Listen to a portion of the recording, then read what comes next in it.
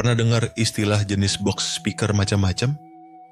Bass reflex, horn, transmission line, sampai paraflex? Atau berbagai nama tersendiri seperti planar, mini scoop, CLI, CBS, dan lain-lain. Kedengarannya rumit kan? Tapi sebenarnya semua box speaker di dunia ini cuma bekerja dengan dua prinsip dasar. Ya, dua saja. Dan prinsip ini tidak terbatas hanya pada box speaker, tapi juga berlaku untuk corong Twitter dan bahkan alat musik akustik. Kalau kamu paham dua prinsip ini, kamu bisa langsung menebak bagaimana sebuah sistem box akan bekerja, tanpa harus terjebak dengan nama atau istilah yang bikin pusing. Prinsip pertama, energi dikelola secara mekanis.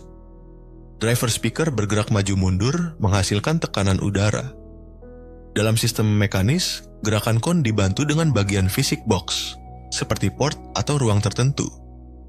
Contohnya bass reflex. Portnya seperti pipa pernapasan.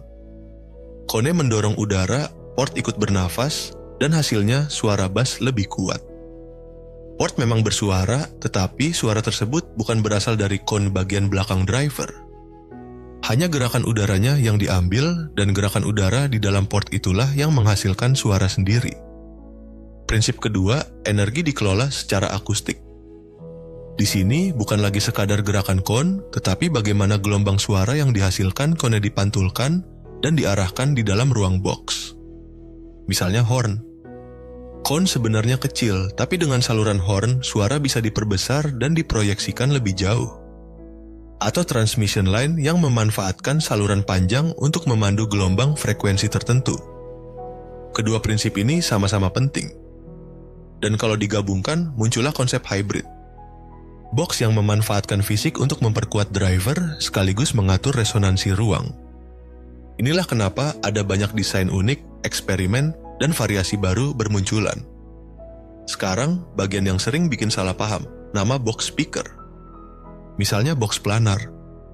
Saya amati banyak yang mengira itu jenis bass reflex dan sering dianggap mutlak. Padahal box planar pada dasarnya adalah turunan dari bass reflex. Dan di saat yang sama juga bekerja dengan prinsip horn. Label atau nama itu muncul karena branding, marketing, atau sekadar supaya gampang diingat. Yang benar-benar bekerja tetap hukum fisika tadi. Namun, dalam perancangan desain box speaker, ada satu cabang ilmu lain yang ikut main, yaitu seni.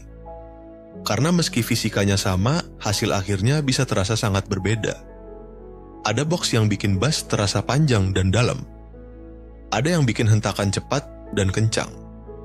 Semua tergantung rasa, selera, dan kreativitas desainer. Disinilah fisika bertemu dengan seni. Kesimpulannya, semua box speaker kembali ke dua prinsip dasar. Energi dikelola secara mekanis, atau energi dikelola secara akustik. Bisa juga digabung, melahirkan sistem hybrid atau turunan. Namanya boleh beda-beda, tapi hukum dasarnya tetap sama. Kalau menurut kamu, sistem mana yang paling baik atau paling punya karakter unik? Tulis di komentar.